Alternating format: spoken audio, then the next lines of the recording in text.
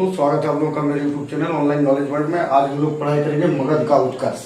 इसमें दो बड़े बड़े पॉइंट पे हम लोग ध्यान देंगे। एक मगध के उत्कर्ष का कारण प्लस पूरा हर्यक डायनेस्टी।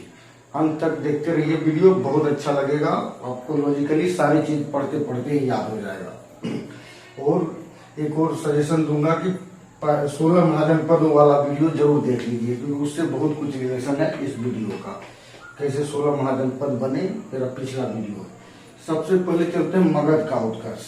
देखिए, टोटल 16 महाजनपद थे। हर जनपदों में होड़ मची थी कि मैं आगे निकलूंगा, मैं आगे निकलूंगा। साम्राज्य विस्तार का जो लालसा था सारे महाजनपदों में थे, 16 के 16 में। ठीक है, राजनीतिक व्यवस्था सब में, सेना सब में, सब ने अपना अपना आर्थिक सिस्टम भी बना के रखे हैं, लेकिन जीतेगा वही जो ताकतवर होगा। तो उसमें से सबसे ताकतवर बन के उभरा 16 में से एक मगध, जो सबसे पावरफुल में बना। और धीरे धीरे धीरे धीरे ये देखिएगा पूरे इंडिया मगध के अंदर ही आ जाएगा, मगध साम्राज्य के अंदर। देखिए, मगध में हम लोग क्या क्या पढ़ते हैं, कौन कौन से राजवंश पढ़ते हैं, तो आप याद लिखिए। हसीना, ठीक है, मासूका, हसीन मासूका आ, ठीक है। तो देखिए, ये याद रखिए, मगध साम्राज्य यहां से यहां तक आ जाता है। ठीक है, इसको मगध साम्राज्य कहा जाता है। हौ से हर्यक वंश, शिशुनाग वंश, ना से नंद वंश, हसीन रख दीजिए इसको, हसीन मासूका, नंद वंश। मौ से मौर्य वंश। इन चारों को मगध कहते हैं। ठीक है, मगध साम्राज्य। उसके बाद ये तीन जो है एकदम सीरियली आता है, इसको कहते हैं, ये तीनों को कहते हैं ब्राह्मण साम्राज्य। इन लोग सारे ब्राह्मण होते हैं। ठीक है, शुंग, कर्ण, हसीन मासूक कर दीजिए, हसून मासूक आ। ठीक है, शुंग वंश, कौ से कण्व वंश, और आ से आंध्र वंश, आंध्र या सातवाहन वंश। ठीक है, अब ऐसे इस आ को कौ प्लस आ अगर संधि विच्छेद कीजिएगा तो का होता है। ठीक है, तो आप ऐसे करके भी याद रख सकते हैं, हसीन मासूका। ठीक है, हसीन मासूका, ये और इसी में आपको मिल जाएगा। ये एक साथ क्यों याद करना है, क्योंकि देखिए, हर्यक का आखिरी राजा का अंत किया इसके पहले राजा ने, इसके आखिरी राजा का अंत किया इसके पहले राजा ने, इसके आखिरी राजा का अंत किया इसके पहले राजा ने, इसके आखिरी राजा का वध किया इसके पहले राजा ने। इसी तरह करके लास्ट तक लगातार रेगुलर चलता गया है। ठीक है, रेगुलर चलता गया है ये साम्राज्य, सातों, इसीलिए सातों को एक साथ आप याद रख लीजिए। मगध के उत्कर्ष में हम लोग ये 4 मौर्य तक पढ़ेंगे। ठीक है, हसीन मासूका, इससे आपको याद हो जाएगा जो सातों लगातार।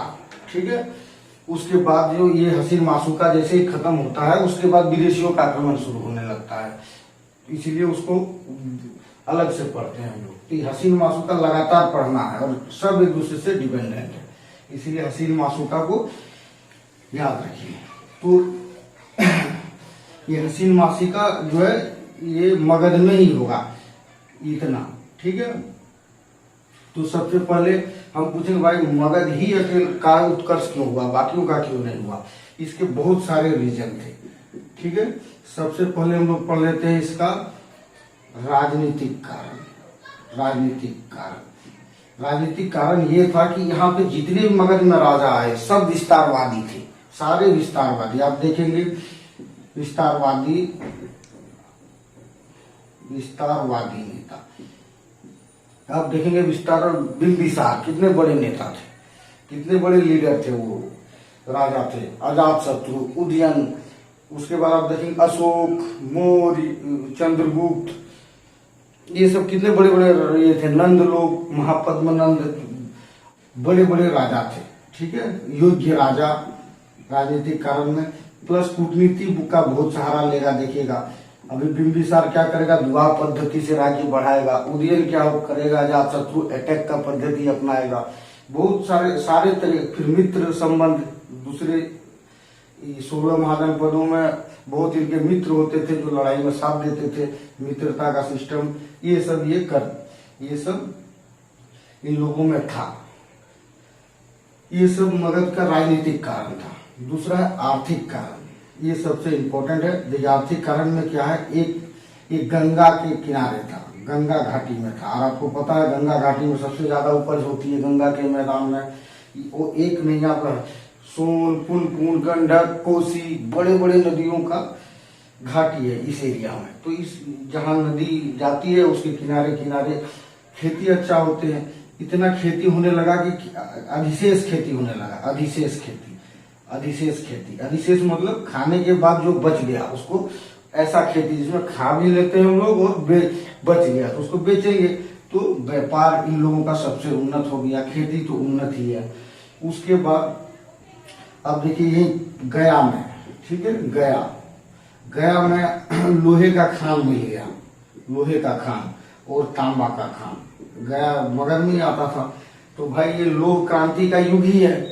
जिसके पास ज्यादा लोहा और तांबा है वही आगे बढ़ेगा। तीसरी बात, छोटा नागपुर का प्लेटिंग मगध में ही आता था, जो अभी झारखंड में है। वो खनिजों से भरा पड़ा था, तो ये मगध के पास है। उसके बाद हाथी, लड़ाई करने के लिए हाथी चाहिए, ठीक है, उसमें हाथियों से लड़ाई होती थी।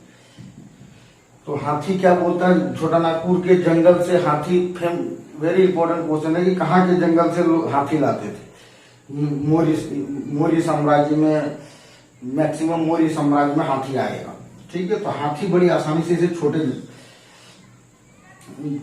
नागपुर के जंगलों से मिल जाता था। प्लस लड़ाई के लिए जो घोड़ा, ये काशी बाद में देखिए काशी महाजनपद को जीत लेता है। और काशी महाजनपद जो है वस्त्र बिजनेस और घोड़े के लिए उस वक्त बहुत ज्यादा फेमस था, ठीक है। कम्बोज भी बहुत फेमस था महाजनपदों में घोड़े के लिए, मगर काशी भी था। तो काशी भी जब जीत जाता है तो इसके बाद वस्त्रों का उद्योग भी मिल जाता है और घोड़ा भी लड़ाई के लिए मिल जाता है। तो और क्या, जंगली इलाका था, ठीक है।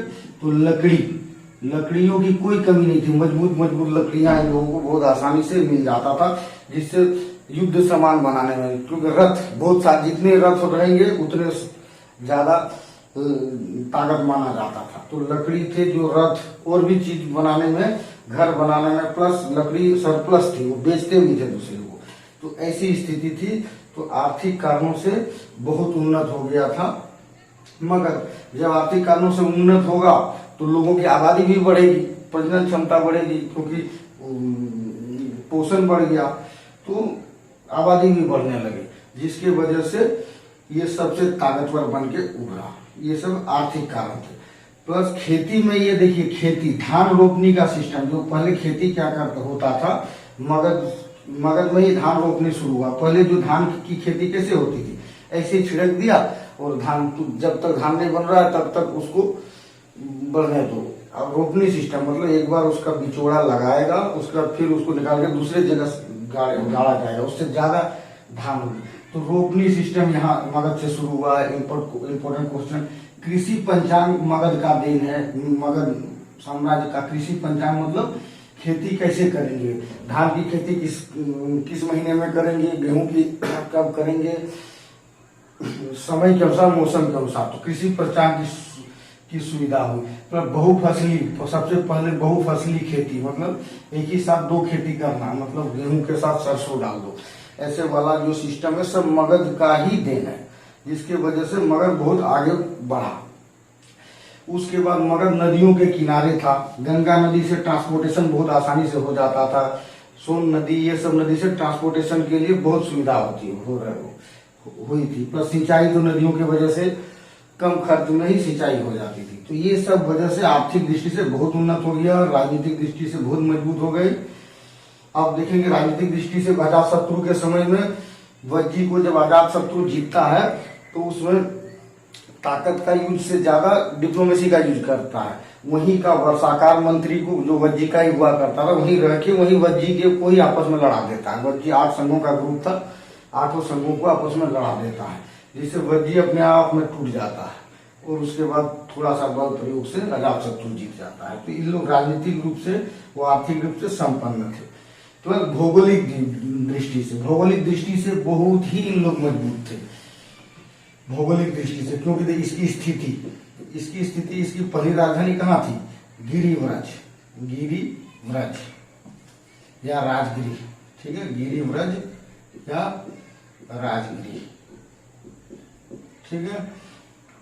इसको गृहव्रज भी बोल सकते हैं, ठीक है। इसको गृहव्रज लिखना शुरू कीजिए तब याद रहेगा, गृहव्रज, ठीक है। क्योंकि ये गृह एक ही ये जगह है। राजगिरी को बस बिंबिसार में थोड़ा सा मॉडिफाई करके बसाया था। ये राजगिरी जाएंगे आप ना तो पता चलेगा 5 पहाड़ियों से घिरा शहर है, 5 पहाड़ियों से, बड़ी बड़ी पहाड़ियां 5 ओर से घिरा हुआ है। इधर पहाड़ी, बीच में ये शहर। जब राजधानी इसकी इतनी जगह पे है कि कोई दुश्मन आके अटैक ही नहीं कर पाएगा। तो अब जब आदमी कोई अपनी सुरक्षा के ये है कि मैं तो मर ही नहीं सकता, तो अपने आप आपके अंदर एक घमंड जग जाएगा कि नहीं उसको मारना है, नहीं तो डर के वजह से आप आविष्कारवादी नहीं हो पाइएगा। ये रीजन था। उसके बाद भी जो राजधानी बनाया गया उदयन ने लास्ट में बना था, किसको बना था? पाटलिपुत्रा को। पाटलिपुत्रा क्या है? पाटलिपुत्रा नदियों के 3 तरह से नदियों से घिरा हुआ इस तरह करके एक शहर है। गंडक, सोन और गंगा नदी के संगम पे ये पाटलिपुत्रा शहर है। तो एक किला टाइप का ऑटोमेटिकली बन जाता है पटना शहर। ये भी सुरक्षित है, तो दुश्मन सोच ही नहीं पाएगा कि पाटलिपुत्र पे हमें अटैक करना है या राजगीर पे अटैक करना है। जब कोई हमें नहीं मार सकता है तो हमारा कर्तव्य बनता है कि हम दूसरे को मारे। तो वही थ्योरी यहाँ पे इन लोगों ने अपनाया। इस वजह से इन लोग सब चीज में आगे हो गया, व्यापार, कृषि, ये जब सब कुछ में आगे हो जाएगा तो खुजलाएगा ही अपना हाथ। तो वही खुजली मिटाने के लिए इन लोगों ने सब पे अटैक करना शुरू किया था। ये है मगध के उत्कर्ष का वजह। अब देखिएगा मगध के उत्कर्ष में क्या होता है। सबसे पहले मगध जो महाजनपद था वो कौन बनाता है? बृहद्रथ बनाता है, ठीक है। बृहद्रथ और उसका बेटा जरासंध कुछ दिनों तक राजा रहता है। तो ये महाभारत में हम लोगों ने बृहद्रथ और जरासंध के बारे में पढ़े हैं। जरासंध को जिसको भीम मार के 2 फाड़ कर देता है। तो ये पुराणों और महाभारत में इसकी जिक्र मिलती है, ठीक है।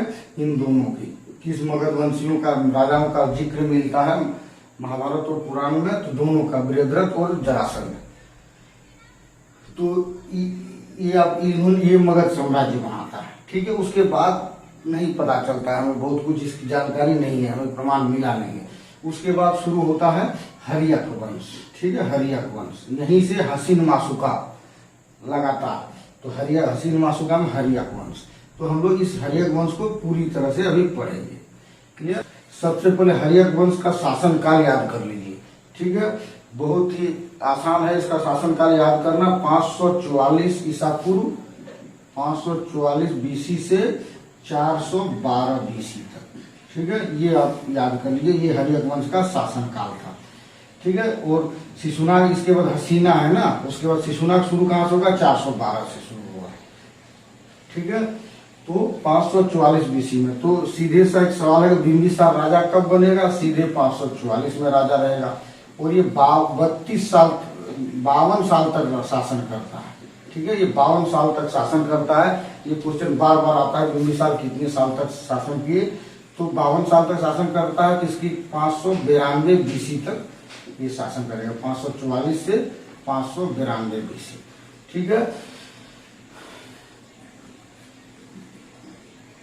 544 से लेके 492 होगा ना, 500 कैसे 400 बीसी या उल्टा चलेगा, 492 तक ये बिंबिसार शासन करने का शासन है।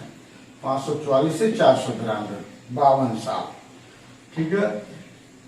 इसका कितना दिन शासन करता है बिंबिसार? 52 साल। वो बहुत इंपॉर्टेंट है आपको याद करने के लिए। और ये देखिए 15 साल में ही राजा बन जाता है बिंबिसार। 15 साल की उम्र में राजा बनता है। ये भी क्वेश्चन आता है, बहुत कम उम्र में राजा बनता है। इसके पिता का नाम रहता है भाटिया। माता के बारे में जानकारी नहीं है। पिता का नाम भाटिया, ये आप याद रख लीजिए। इसका उपनाम देखिए, उपनाम इसके 2 है, ठीक है, उपनाम है श्रोणिक। ठीक है, पूछेगा श्रोणिक कहां से पता चला? जैन ग्रंथों से, जैन ग्रंथ से। और दूसरा इसका उपनाम है खादीर सार भील। खादीर सार भील। ठीक है, ये भील याद रखने से भी चलेगा। दो नाम है इसका श्रोणिक। इसका बेटा का नाम कुनिक होगा। देखिए, इसका श्रोणिक, इसका बेटा जो अजातशत्रु है उसका नाम कुनिक होगा। दोनों एक ही तरह से याद आप रख सकते हो। अब देखिए इससे क्या क्वेश्चन आता है कि साम्राज्य विस्तार। साम्राज्य विस्तार इन लोग पढ़ रहे हैं। मगध का उत्कर्ष क्या है? साम्राज्य विस्तार। साम्राज्य विस्तार के लिए अपनी स्थिति मजबूत करने के लिए 3 कदम उठाता है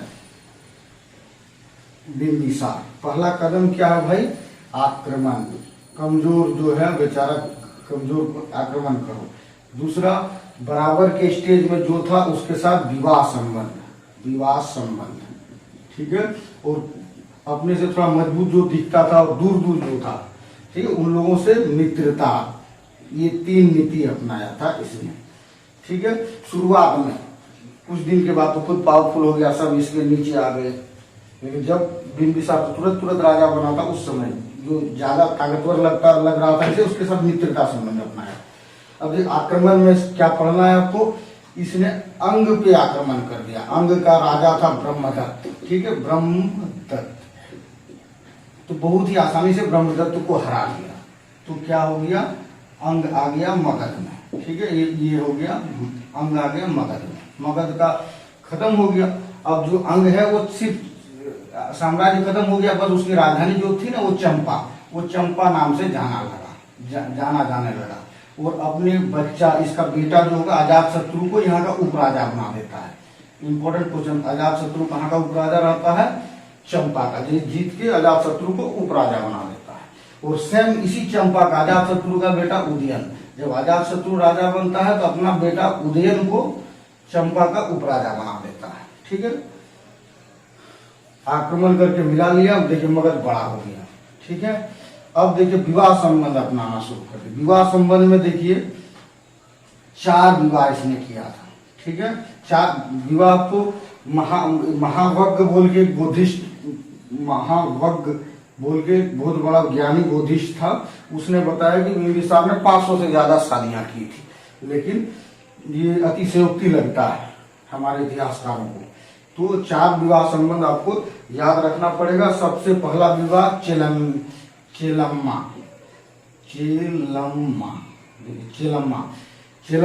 कौन है? ये बज्जी संघ को देखिए कैसे मिलाएगा। ठीक है, ये पूरा बज्जी संघ है ना, सटा होगा ना, दूर दूर कैसे होगा? दूर दूर में ऐसे बना दिया। ये वज्जी संघ है। वज्जी एक बहुत ही दुनिया का सबसे पहला गणतंत्र है। और गणतंत्र जान दिएगा ही कि पावरफुल होता है, जनता के पास भी बहुत पावर रहता है गणतंत्र में। तो ये बहुत मजबूत जगह रहता है वज्जी। तो वज्जी को मगध जीतने की हिम्मत ही नहीं करता था है। वहां का राजा रहता है कौन? इधर बिंबिसार जब रहता है तो यहाँ पे चेटक रहता है। चेटक, ये चेटक राजा रहता है वज्जी का। वज्जी का लिच्छवी सबसे पावरफुल जो संघ रहता है, 8 संघ रहते हैं, 8 संघ में सबसे पावरफुल लिच्छवी रहता है। लिच्छवी द्वारा ही मेन शासन चलाया जाता था वहां पे, जिसकी राजधानी वैशाली थी। तो ये लिच्छवी के राजा कौन है? चेतक। चेतक की बहन रहती है त्रिशला। त्रिशला से कौन विवाह करता है? सिद्धार्थ। ठीक है, और सिद्धार्थ और त्रिशला का बेटा का नाम है गौतम बुद्ध। क्लियर? और उसकी पुत्री चेतक जो है, चेतक की पुत्री कौन रहता है? चेलम्मा। यही चेलम्मा से कौन शादी करता है? बिंबिसार। चेलम्मा से शादी करता है बिंबिसार। ठीक है, बिंबिसार। और दहेज में थोड़ा सा एरिया ले लेता है भाई। ठीक, दहेज में वज्जी का थोड़ा सा ले लेता है। ऐसे मान लीजिए इतना ले लिया होगा, इतना ले लिया होगा, ये मान के चलिए और थोड़ा सा बड़ा हो गया। तो ये इम्पोर्टेंट है। चेलम्मा से आपको ये याद रखना पड़ेगा, पहले ये गौतम बुद्ध नहीं। ठीक है, यहाँ पे गौतम बुद्ध बता दिया क्या मैं? यहाँ महावीर, त्रिशला और सिद्धार्थ का जो पुत्र होगा वो महावीर होगा, ना कि गौतम बुद्ध। ठीक है, त्रिशला और सिद्धार्थ का जो बेटा होगा वर्धमान महावीर होगा। अगर मैंने बुद्ध बताया है पीछे तो ध्यान रखिएगा कि मैंने गलत बताया है। तीसरा और सिद्धार्थ का जो पुत्र होगा महावीर स्वामी वर्धमान महावीर होगा, और चेतक का भांजा है वर्धमान महावीर। ठीक है, यहाँ पे देखिए बिंबिसार पहले होता है बौद्ध को अपनाता है, बौद्ध धर्म को पहले मानता है, लेकिन बाद में ये चेलम्मा के उपदेश सुन के वो जैन धर्म को अपना लेता है, जैन धर्म को मानने लगता है। इसीलिए बिंबिसार का धर्म पूछा जाएगा तो क्या है, दोनों, ये बौद्ध से भी ताल्लुक है इसका प्लस जैन से भी ताल्लुक है। जैन धर्म की दीक्षा इसने अपने वाइफ चेलम्मा से ली थी। तो चेलम्मा कौन है, बस चेलम्मा चेतक की बेटी है, और महावीर कौन है, इसका भाई है, चचेरा या कजिन भाई है। इन लोग साला जीजा था भगवान महावीर और बिंबिसार। ठीक है, चेलम्मा से इतना याद रखिए। दूसरा, चेलम्मा कहाँ की थी, वज्जी संघ की। दूसरा, इसने ये शादी कहाँ से किससे करता है भाई, महाकोशला से। ठीक है, महाकोशला। ठीक है, महाकोशला कहाँ की रहती है, कौशल की राजा। ठीक है, कौशल का राजा, कौशल देखिए इस समय क्या करता है,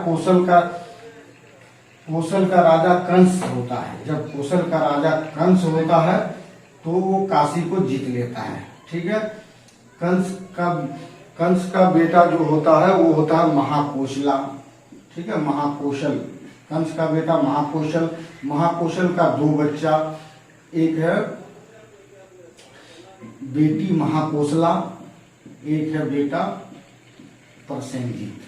प्रसेनजीत बड़ा हो ये राजा बनता है वहां का।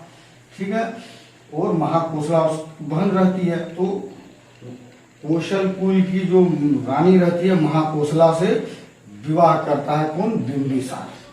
बदले में क्या मांगता है कि जो कंस ने काशी को जीत के रखा है, कंस जब कौशल का राजा था तो काशी को जीत के रखा था, बोला भाई काशी मुझे दहेज में दे दो, दे दिया जा। तो काशी भी इसका मिल गया। ठीक है, काशी छोटा छोटा मैंने दिखा दिया था, सब बड़ा बड़ा है और सब टच करता हुआ है।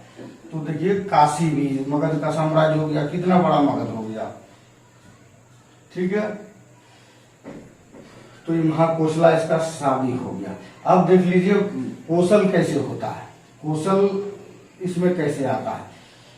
बाद में जाके आप देखिएगा कि अजातशत्रु, बिंबिसार का बेटा अजातशत्रु बिंबिसार को मार देता है।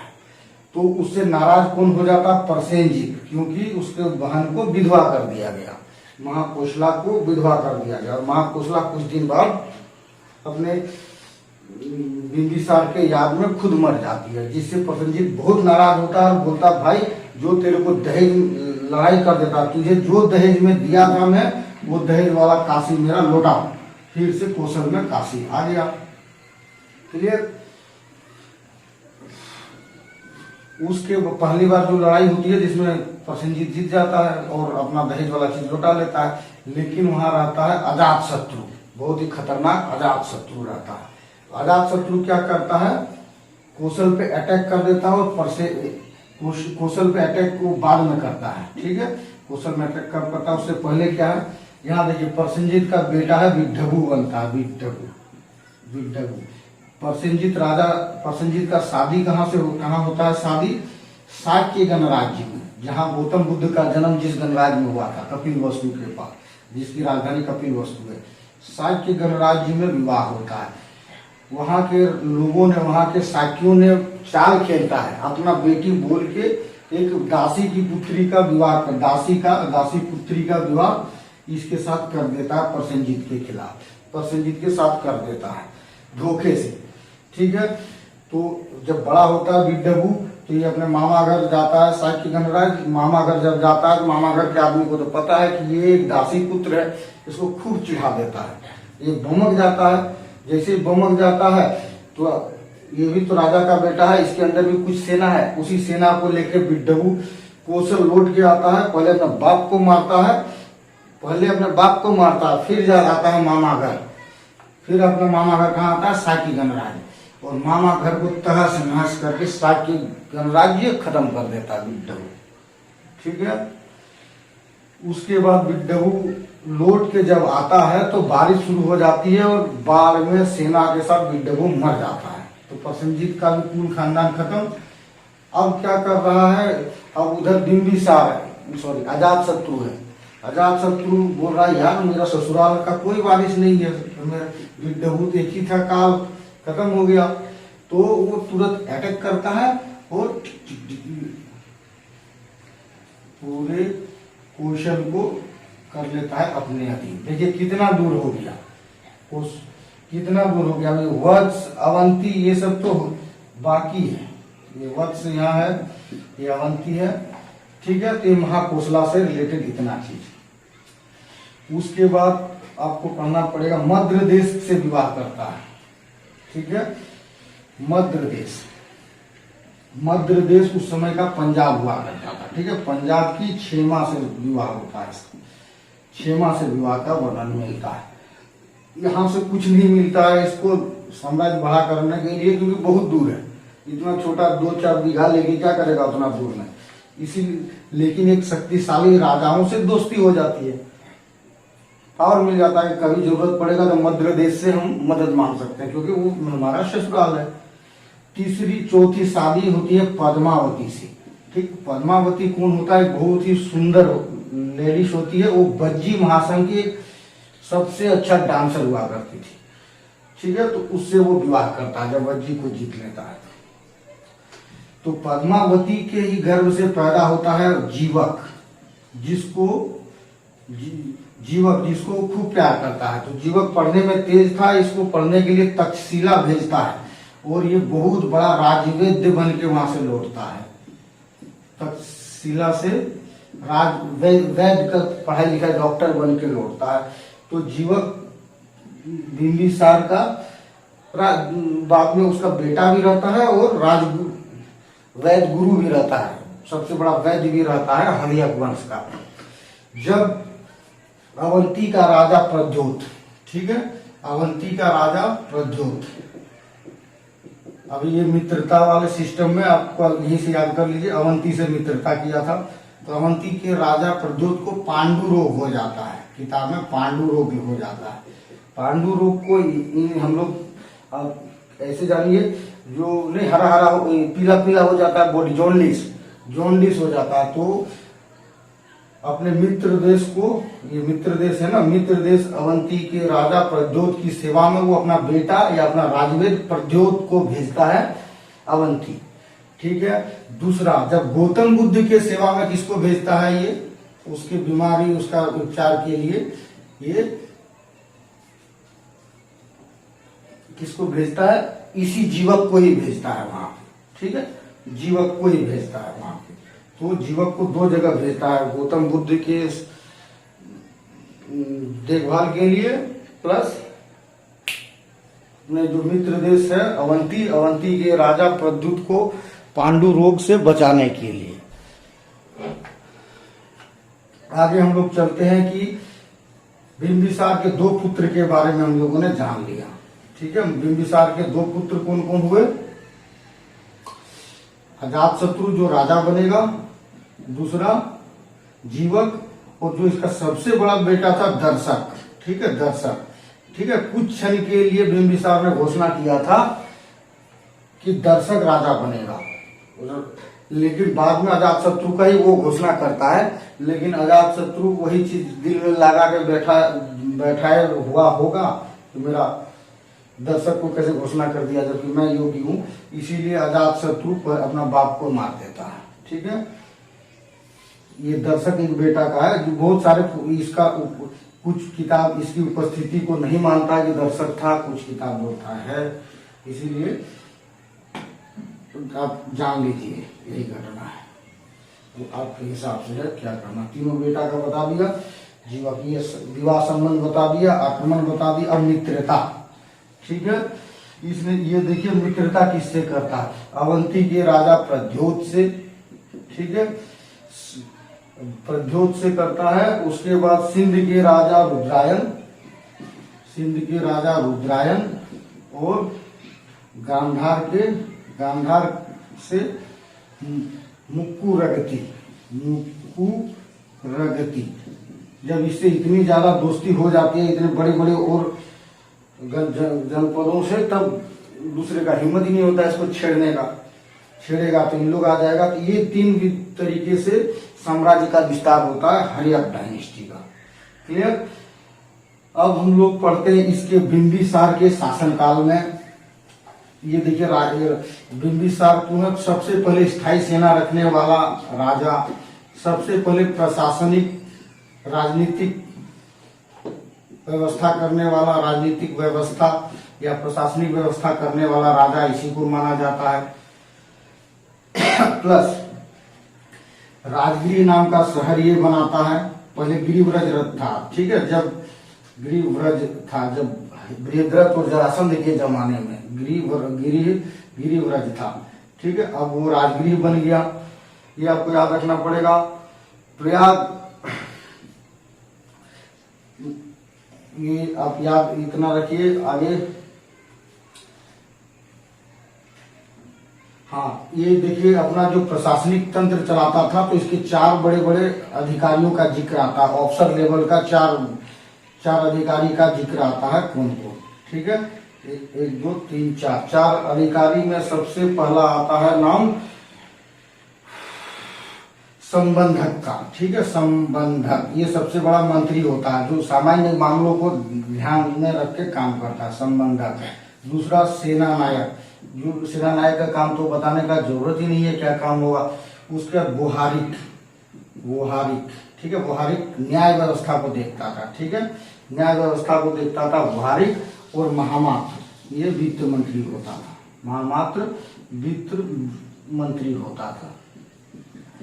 और इसने क्या काम किया था, देखिए बौद्ध धर्म को बहुत मानता था ये, पहले बौद्ध धर्म, बाद में जैन धर्म को माना। ये जो है जल यात्रा, बौद्ध भिक्षुओं की जो जल यात्रा होती थी ना, वो पहले टैक्स वाला होता था। इसमें बौद्ध भिक्षुओं की जल यात्रा को फ्री कर दिया गया।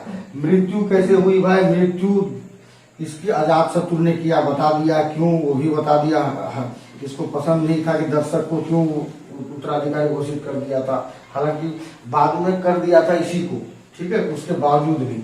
अब अजातशत्रु को भड़काया कौन था, देवदत्त, ठीक है, देवदत्त, ये देवदत्त, ठीक है। आपने देवदत्त, सिद्धार्थ और देवदत्त का नाम जानते हो ना, सिद्धार्थ और देवदत्त। सिद्धार्थ कौन था, गौतम बुद्ध है, और देवदत्त कौन है, उसका चचेरा भाई है। सिद्धार्थ और देवदत्त में लड़ाई होता है बचपन में, हंस किसका बोल के कहानी मैंने पढ़ा था अपने 5 क्लास के बुक में। एक देवदत्त हंस को तीर मारता है, सिद्धार्थ उसको मरहम पट्टी करता है, और दोनों बोलता है अब ये हंस मेरा, हंस मेरा। राजा के पास जाता है तो सिद्धार्थ, राजा बोलता है भाई सिद्धार्थ जिसने बताया हंस उसका, तो सिद्धार्थ का होता है। तो वही सिद्धार्थ का दुश्मन देवदत्त। तो देवदत्त के बहकावे में अजातशत्रु का मौत हो जाता है। आगे देखिए बेलूबन बोल के एक जगह मठ बनाने के लिए दान देता है कौन, बिंबिसार, बौद्ध लोगों को, बौद्ध गुरुओं को, ठीक है। ये सब चीजें आप याद रखिए, बिंबिसार से इतना याद रख लीजिए काफी है।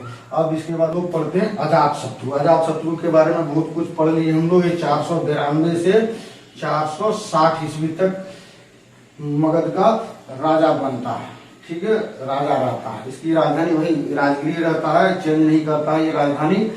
प्लस ये चंपा का उपराजा है, पहले ही मैं समझा दिया हूँ। ये महाकोसला का बेटा है, ठीक है, महाकोसला का बेटा, ये तो पता ही है क्योंकि महाकोसला का बेटा है अजातशत्रु। महाकोसला कहाँ, कौशल नरेश, ठीक है, महाकौशल का बेटी महाकोसला, और या प्रसेनजीत का बहन, उसकी बेटी है।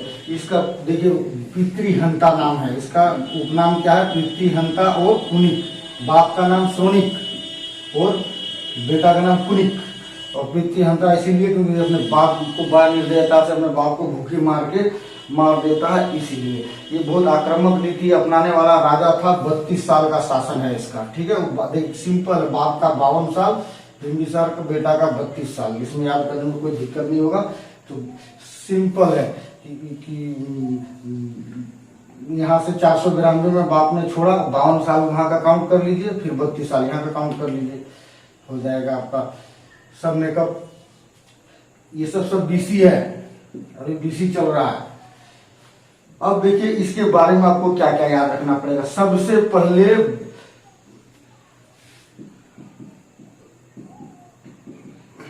ये दोनों वर्ड याद रखना पड़ेगा। सबसे पहले वज्जी को कैसे जीतता है, ठीक है।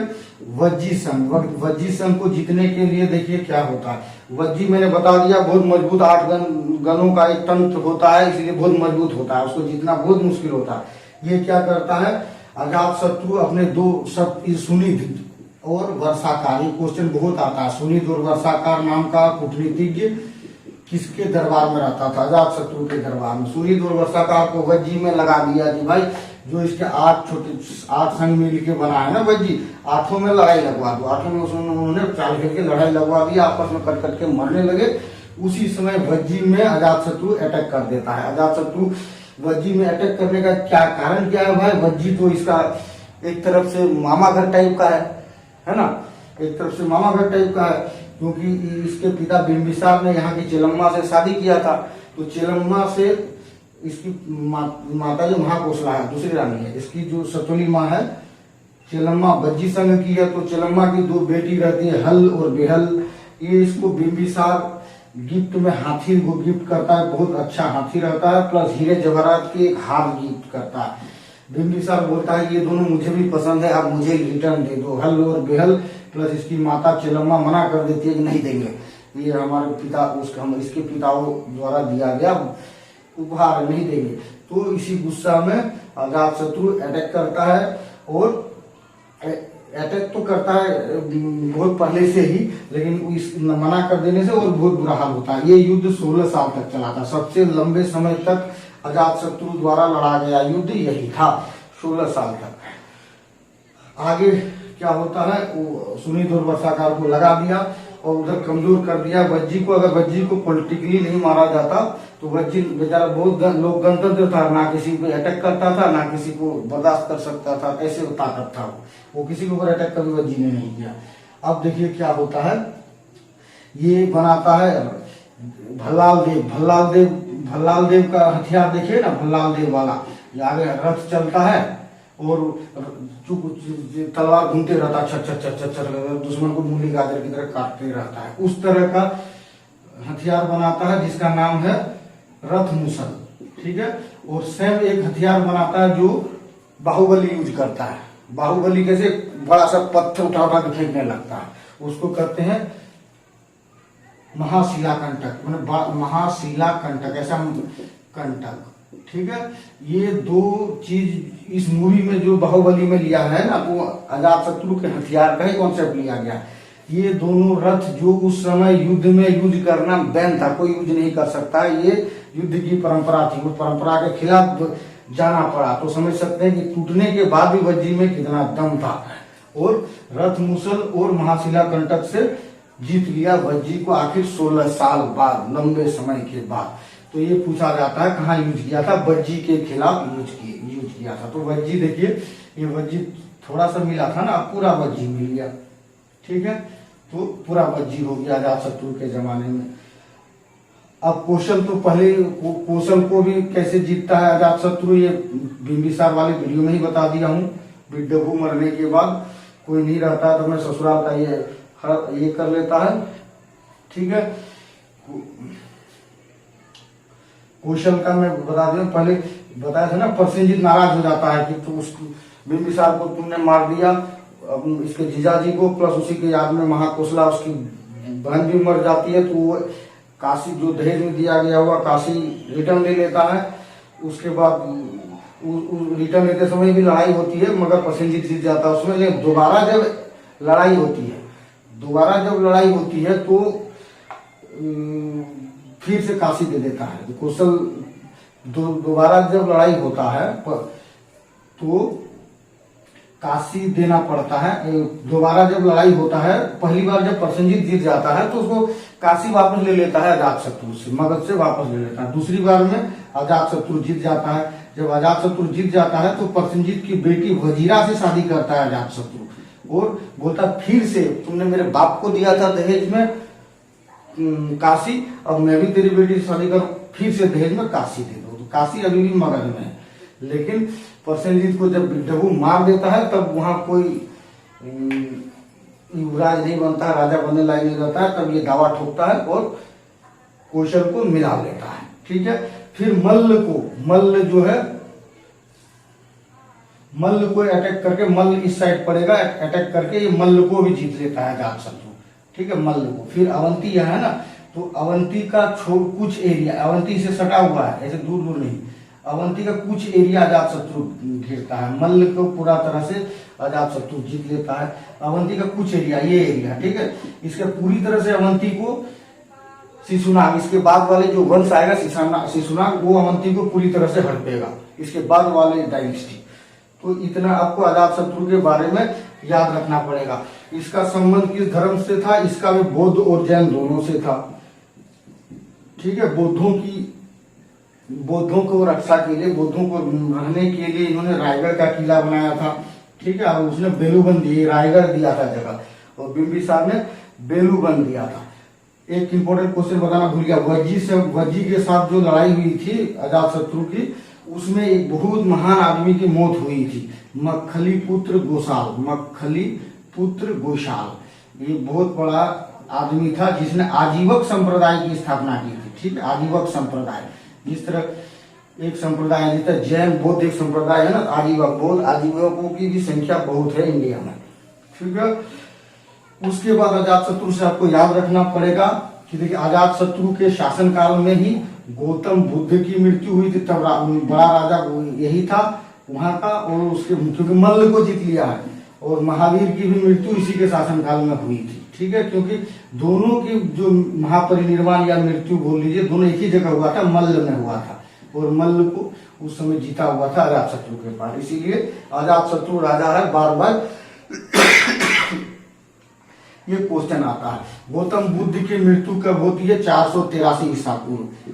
वेरी वेरी इंपॉर्टेंट क्वेश्चन, ठीक है, कब होती है? 483 ईसा पूर्व। और 483 ईसा पूर्व जब मृत्यु हो जाती है, उसी साल अजातशत्रु के नेतृत्व में, अजातशत्रु राजा रहते हुए प्रथम बौद्ध काउंसिल होता है, प्रथम बुद्ध संहिति, ठीक है, प्रथम बुद्ध संहिति। इसीलिए यादगार बनाने के लिए, बुद्ध की मृत्यु के साल में ही होता प्रथम बुद्ध संहिति। कहाँ? राजधानी है राजगीर, तो वहीं होगा, ठीक है, राजगीर में कोई गुफा में, सप्तकर्णी बोल के गुफा में, सप्तकर्णी गुफा में, प्लस इसमें महाकश्यप जो इसका बौद्धिस्ट था, बहुत बड़ा बौद्धिस्ट गुरु था, महाकश्यप इसकी अध्यक्षता करता है। मेन काम क्या होता है? इसमें 2 पीठकों की स्थापना होती है, सुप्त पीठक और विनय पीठक, सुप्त पीठक और विनय पीठक।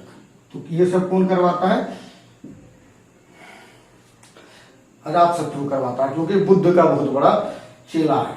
उसके बाद देख लीजिए, जब बुद्ध की 483 में महापरिनिर्वाण हो जाती है, तो स्तूपा क्या होता है? जो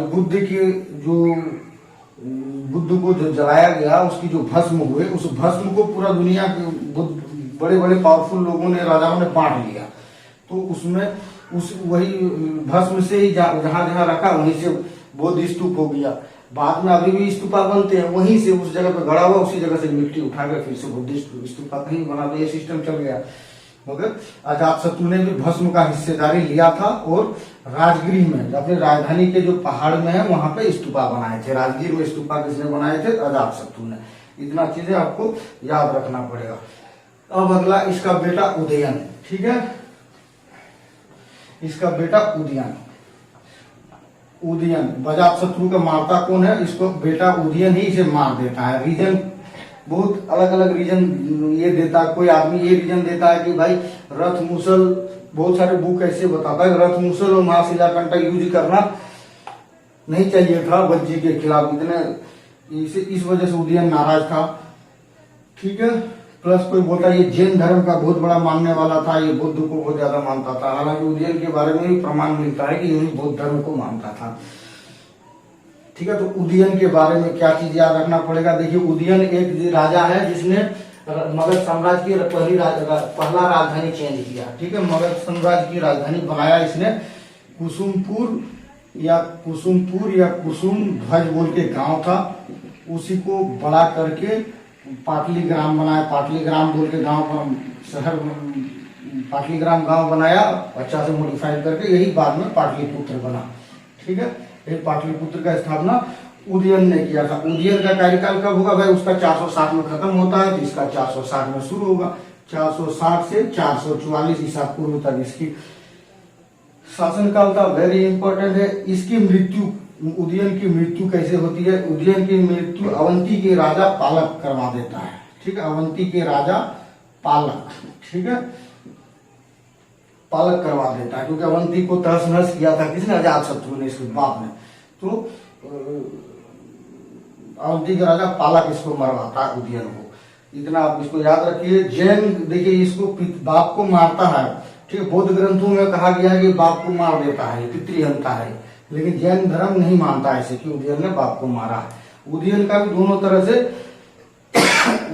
दोनों धर्म से ताल्लुक था, लेकिन पहले ये जैन धर्म से ताल्लुक रखता था और तब इसका बाप बौद्ध धर्म से था।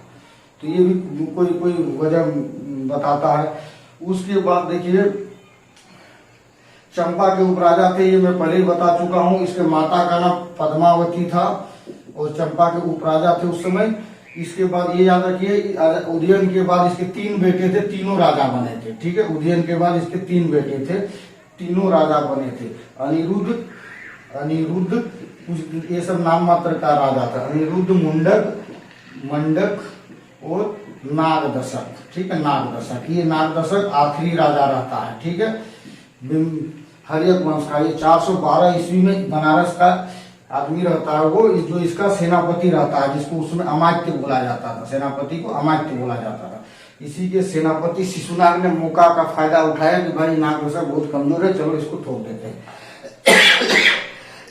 तो इसी के नाम शिशुनाग ने 412 ईस्वी में नागदशक को अपदस्थ कर देता है और एक नया वंश स्टार्ट करता है, शिशुनाग वंश। शिशुनाग वंश कब से शुरू होगा भाई? 412 से। बस इतना ही हो, कुछ इसमें है ही नहीं, ठीक है।